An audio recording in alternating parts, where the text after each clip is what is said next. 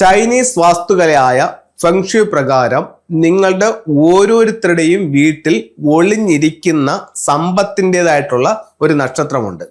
അതിനെ flying star ഉപയോഗിച്ച് കണ്ടുപിടിച്ചിട്ട് ആ നക്ഷത്രം ഇരിക്കുന്ന സ്ഥലം നിങ്ങൾ ആക്ടിവേഷൻ ചെയ്യുകയാണെങ്കിൽ ശരിക്ക് സമ്പത്ത് നിങ്ങളിലേക്ക് വരുമെന്ന് ചൈനീസ് വാസ്തുവായ ഫെങ്ഷുയിൽ പറയുന്നുണ്ട്.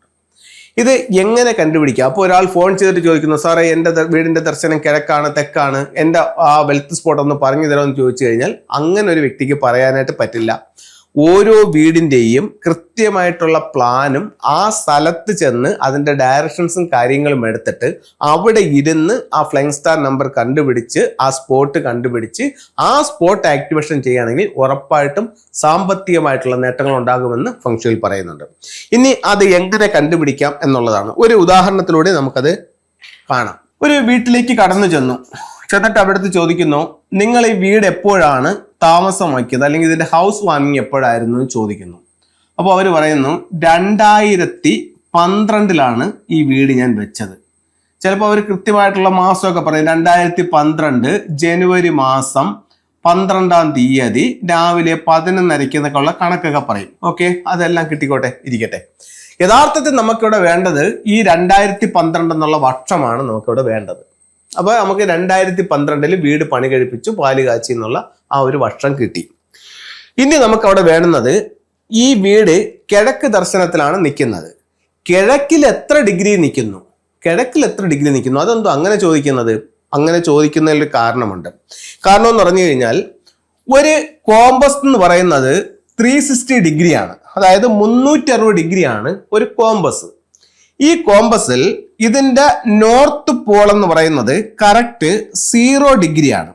ഇതേ പോയിന്റ് തന്നെയാണ് 360 ഡിഗ്രിയും. 360 ഡിഗ്രിയും 0 ഡിഗ്രിയും ഒരേ ലൈനിൽ വരും. അത് നോർത്ത്. ഇതിന്റെ നേരെ ഓപ്പോസിറ്റ് സൗത്ത് ഡയറക്ഷൻ എന്ന് പറയുന്നത് 180 ആണ്. ഇതിന്റെ ഈസ്റ്റ് എന്ന് പറയുന്നത് കറക്റ്റ് 90 ഡിഗ്രിയാണ്. ഇതിന്റെ നേരെ വെസ്റ്റ് എന്ന് പറയുന്നത് 270 ആണ്. അപ്പൊ ഇങ്ങനെയാണ് ഒരു കോമ്പസ് ഇരിക്കുന്നത്. അപ്പോൾ ഈ 360 ഡിഗ്രിക്ക് അകത്താണ് ഏതൊരു വീട് നിൽക്കുന്നത്. ചിലപ്പം 5 ഡിഗ്രിയിലായിരിക്കാം, ചിലപ്പം 0 ഡിഗ്രിയിലായിരിക്കാം, ചിലപ്പോൾ 185-ലായിരിക്കാം, ചിലപ്പോൾ 290-ലായിരിക്കാം. അത് എത്ര ഡിഗ്രിയിലാണെന്ന് ഓരോ ബിൽഡിങ്ങിൽ നിന്നും നമുക്ക് കൃത്യമായിട്ട് അതിന്റെ ഡിഗ്രി എടുക്കാനായിട്ട് സാധിക്കുന്നതാണ് നല്ലൊരു കൺസൾട്ടന്റിന്. അപ്പോൾ ആ ഡിഗ്രി എടുത്തു. ഇപ്പൊ ഇതിന്റെ ഡിഗ്രി എടുത്തു. അപ്പൊ നമ്മൾ ഈ ഒരു കിഴക്ക് ദർശനമായിട്ടുള്ള ഒരു വീടാണ് നമ്മൾ സംസാരിച്ചുകൊണ്ടിരിക്കുന്നത്. ആ വീട്ടിൽ ചെന്നപ്പോഴത്തേക്ക് ആ വീടിന്റെ ഡിഗ്രി എന്ന് പറയുന്നത് 95 ഡിഗ്രി ആണെന്ന് കരുതുക. അപ്പൊ നമുക്ക് വീടിന്റെ ഡിഗ്രിയും വീട് പണി കഴിപ്പിച്ച കാലഘട്ടവും കിട്ടി. ഇതിൽ നിന്നിട്ട് ആ വീടിന്റെ ഫ്ലൈങ് സ്റ്റാർ കണക്കെടുക്കാനായിട്ട് സാധിക്കും.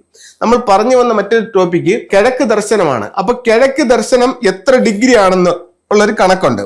67.5 മുതൽ 112.5 വരെയുള്ള 45 ഡിഗ്രിയാണ് ഈസ്റ്റിന്റെ യഥാർത്ഥ ഡിഗ്രി. ഇതിൽ വാസ്തുക്കാർ പറയുന്നത് കറക്റ്റ് 90 ഡിഗ്രി എന്നുള്ളത് 10 ഡിഗ്രി അപ്പുറത്തോട്ടോ 10 ഡിഗ്രി ഇപ്പുറത്തോട്ടോ വാകാം എന്നുള്ളതാണ് പറയുന്നത്. 10 ഡിഗ്രിയുടെ വ്യത്യാസം കുഴപ്പമില്ല എന്നാണ് വാസ്തുവിന്റെ ഒരു കണക്ക്. ഞാൻ പറയുന്നത് ഇവിടെ ആ കണക്കല്ല, ഞാൻ ഫെങ്ഷുയുടെ കണക്കാണ് പറയുന്നത്. 67 തുടങ്ങി 112 വരെയുള്ള കിഴക്കിന്റെ ഡിഗ്രിയിൽ ഈ വീട് ഫേസ് ചെയ്യുന്നത് 95 ഡിഗ്രി ആണെന്ന് നമ്മൾ കണ്ടുപിടിച്ചു. 95 ഡിഗ്രി കിട്ടിയപ്പോൾ ഇതിൽ നിങ്ങൾ പലരും സ്വയം വൈദ്യനായിക്കൊണ്ട് ഈ ഡിഗ്രി എടുക്കാനായിട്ട് ശ്രമിക്കുന്നുണ്ട്. നിങ്ങൾ ഇത് മനസ്സിലാക്കാനായിട്ടും ഇതിനെപ്പറ്റി അറിയാനായിട്ടും ചെയ്യുന്നത് നല്ല കാര്യം തന്നെ, എപ്പോഴും നല്ലത് തന്നെ. പക്ഷേ ഇതില് നമ്മുടെ മൊബൈൽ കോമ്പസിൽ എപ്പോഴും കറക്റ്റ് ഡിഗ്രി കിട്ടിയെന്ന് ഇരിക്കത്തില്ല. യഥാർത്ഥത്തിൽ നമ്മളൊരു മാനുവൽ കോമ്പസ് ഉപയോഗിച്ചിട്ട് വേണം ഇതിന്റെ കറക്റ്റ് ഡിഗ്രി എടുക്കാനായിട്ട്. ഡിഗ്രി എടുക്കുന്നതിന് പ്രത്യേകം കോമ്പസും ഉണ്ട്. പിന്നെ മറ്റൊരു കാര്യം എന്ന് പറയുന്നത്, നമ്മൾ ഈ ഡിഗ്രി എടുക്കുന്ന സമയത്ത് മെറ്റലിന്റെ എന്തെങ്കിലും എനർജികൾ ഉണ്ടെന്നുണ്ടെങ്കിൽ ഈ ഡിഗ്രി പിടിച്ച് മാറ്റാനായിട്ട് സാധ്യതയുണ്ട്. അതുകൊണ്ട് നിങ്ങൾ തന്നെ ഒരു ഡിഗ്രി കണ്ടുപിടിച്ചുകൊണ്ട് നിങ്ങളൊരു തീരുമാനത്തിൽ എത്തരുത് എന്നുള്ളതാണ് ഞാൻ പറഞ്ഞു വന്നത്. ഓക്കെ, അപ്പോൾ നമുക്ക് ഈ ഡിഗ്രി കണ്ടുപിടിച്ചിട്ട് ഇതിന്റെ ഓരോ ദിക്കിലും വരുന്ന നക്ഷത്രങ്ങളെ എടുത്തുകൊണ്ടാണ് നമ്മൾ ഈ സംസാരിച്ച് വരുന്നത്. അപ്പൊ നമ്മൾ നക്ഷത്രങ്ങളെ എടുത്തുകൊണ്ട് സംസാരിക്കുമ്പോഴത്തേക്ക് പറഞ്ഞു കഴിഞ്ഞാൽ നമ്മൾ ഇതിന്റെ ഫ്ലൈങ് സ്റ്റാർ നമ്പറുകളാണ് എടുക്കുന്നത്. ഫ്ലൈങ് സ്റ്റാർ നമ്പർ എടുക്കുമ്പോൾ ഇപ്പൊ കിഴക്ക് ദർശനമായിട്ടുള്ളൊരു വീടാണ്. കിഴക്ക് ദർശനമായിട്ടുള്ളൊരു വീടിനെ സംബന്ധിച്ചിടത്തോളം നമുക്കിപ്പോ 90 ഡിഗ്രി കിട്ടി. 90 ഡിഗ്രി കിട്ടിയപ്പോഴത്തേക്ക് അതിന്റെ ഫ്ലൈങ് സ്റ്റാർ നമ്പർ കണ്ടുപിടിച്ചു. ഇങ്ങനെ 9 വീടിനെ തിരിച്ചു ഓരോ സ്ഥലത്തും എഴുതി. അപ്പോൾ ഇതിന്റെ കണക്കനുസരിച്ചിട്ട് നമുക്ക് നോർത്ത് ഈസ്റ്റ് ഭാഗം ഇതിന്റെ ഡയറക്ഷൻസ് കൂടെ എഴുതാം. South, north, west, south west, north west, east, south east. ഇപ്പൊ നമ്മൾ സംസാരിച്ചുകൊണ്ട് വരുന്ന ടോപ്പിക് എന്ന് പറയുന്നത് ഓരോ വീടിനും ഒരു വെൽത്ത് സ്പോട്ട് ഉണ്ട്. ആ വെൽത്ത് സ്പോട്ട് കണ്ടുപിടിച്ചിട്ട് അതിനെ ആക്ടിവേഷൻ ചെയ്യുകയാണെങ്കിൽ സമ്പത്ത് ഉണ്ടാവും. അപ്പൊ ആ ഓരോ വീടിന്റെയും വെൽത്ത് സ്പോട്ട് വ്യത്യസ്തമായിരിക്കും. ഉദാഹരണത്തിന് കിഴക്ക് ദർശനത്തില് ഇപ്പൊ നിങ്ങൾ ഈ 2012 പണി കഴിപ്പിച്ച ഒരു വീടിനെ സംബന്ധിച്ചിടത്തോളം 95 ഡിഗ്രി ഉള്ള ഒരു വീടിനെ സംബന്ധിച്ചിടത്തോളം അതിന്റെ വെൽത്ത് സ്പോട്ടാണ് ഇപ്പൊ നമ്മളിവിടെ കണ്ടുപിടിക്കുന്നത്. അതിന്റെ വെൽത്ത് സ്പോട്ട് എന്ന് പറയുന്നത് 7-9 എന്ന് പറയുന്ന ഇതിൽ ഈ 9 ആണ് പ്രോസ്പെരിറ്റി സ്റ്റാർ ആയിട്ട് ഇപ്പോൾ നിൽക്കുന്ന സ്റ്റാർ. അപ്പൊ ഈ 9 എവിടെ നിൽക്കുന്നു, അവിടെ വാട്ടർ സ്റ്റാർ ആയിട്ട് 9 നിൽക്കണം. അവിടെ സമ്പത്തുണ്ട്. അപ്പോൾ ഈ വീടിനെ സംബന്ധിച്ചിടത്തോളം ഈ വീടിന്റെ വടക്ക് കിഴക്ക് ഭാഗത്ത് നമ്മൾ ഒരു വാട്ടർ ആക്ടിവേഷൻ ചെയ്യുകയാണെന്നുണ്ടെങ്കിൽ ഈ വീട്ടിൽ സമ്പത്തുണ്ടാവും. ഈ ഭാഗത്തുള്ള ഡോറുകളോ വിൻഡോകളോ നമ്മൾ ഓപ്പൺ ചെയ്യണം. ഇവിടെ ഇവർക്കൊരു മെയിൻ ഡോർ ഉണ്ടെന്നുണ്ടെങ്കിൽ ശരിക്ക് സാമ്പത്തിക നേട്ടം ഈ വീട്ടിൽ ഉണ്ടാകും. അപ്പോൾ ഒന്നും കൂടെ ഞാൻ പറയാം. വീട് പണികഴിപ്പിച്ച വർഷം, താമസമാക്കിയ വർഷം, വീടിന്റെ ഡിഗ്രി ഇതെടുക്കുമ്പോൾ ഓരോ വീടിന്റെയും ഫ്ലൈങ് സ്റ്റാർ കണ്ടുപിടിക്കാനായിട്ട് സാധിക്കും. അതിൽ ഈ വാട്ടർ സ്റ്റാർ 9 വരുന്ന സ്ഥലം നിങ്ങൾ ആക്ടിവേഷൻ ചെയ്യൂ, നിങ്ങൾക്ക് അവിടെ വെൽത്ത് ഉണ്ടാവും. ആ വാട്ടർ സ്റ്റാർ 9 വരുന്ന സ്ഥലത്ത് നിങ്ങളുടെ എൻട്രൻസ് വന്നു കഴിഞ്ഞാൽ ഭയങ്കര ഗുണം നിങ്ങൾക്കുണ്ടാവും. ഇനി നമുക്ക് ഫെങ്ഷുയുടെ ചില ടൂളുകളെ പറ്റി നോക്കാം.